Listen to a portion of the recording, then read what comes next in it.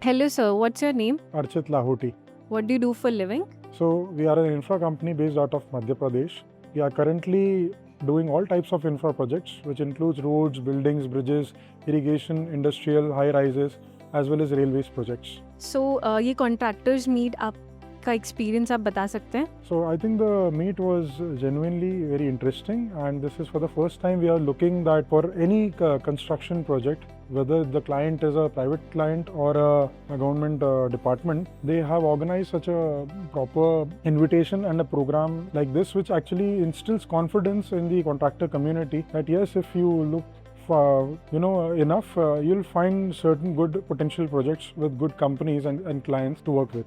आपके एक्सपीरियंस में real estate project की लॉन्ग टर्म वैल्यू सबसे ज़्यादा किस चीज़ पे डिसाइड होती है, लोकेशन, प्लानिंग या एग्जीक्यूशन?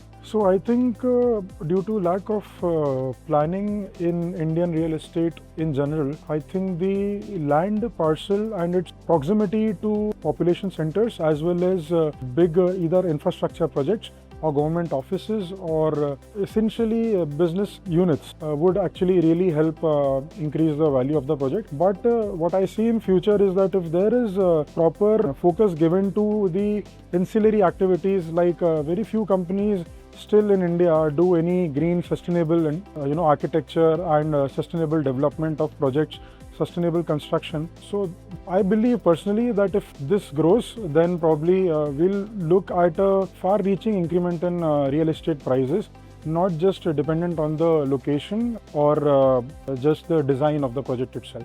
ग्राउंड लेवल पे सबसे बड़ा चैलेंज क्या होता है बायर्स के लिए? ग्राउंड लेवल पे सबसे ज़्यादा बड़ा चैलेंज बायर्स के लिए प्रॉब्ली ये होता है कि भरोसे का सबसे बड़ा प्रॉब्लम है. मैक्सिमम लोग आज इंडिया का पर कैपिटा इनकम काफ़ी कम है और एवरेज जो सैलरी है इट इज़ वेरी लेस. सो लोगों का बहुत मेहनत से कमाया हुआ पैसा वो कहाँ पे डाल रहे हैं, ये एक बहुत बड़ा उनके लिए एक सरदर्द रहता है कि कहीं पे उनका पैसा वेस्ट ना चले जाए या कोई उनसे फ्रॉड ना कर ले. तो काइंड ऑफ आई बिलीव कि रियल एस्टेट में एक ये टेंशन हमेशा रहता है कि गलत इंसान से या गलत पार्टी से हम डील ना करें. इस मीटअप के बाद जैसे आपने हमारे प्रोजेक्ट्स देखे, क्या आपको लगता है माइक्रो मिट्टी ये ट्रस्ट बिल्ड कर पाएगा? सो डेफिनेटली एक अच्छी स्टार्ट है. ऑल्सो धनोतिया जी ने एक बहुत अच्छा अपना प्रोडक्शन दिया. It also goes a long way कि किस तरह से वो अपने आप को भी एक तरीके से अपना जो इम्प्रेशन है वो देना चाहते हैं और साथ ही साथ लोगों के दिल में जो क्वेश्चंस थे, जो कन्फ्यूजन था, एसेंशियली एक जो मिस्ट्री थी उसको क्लियर करने का काफ़ी अच्छा काम किया. नेक्स्ट 5-10 साल में रियल एस्टेट डेवलपमेंट का अप्रोच कैसा होगा?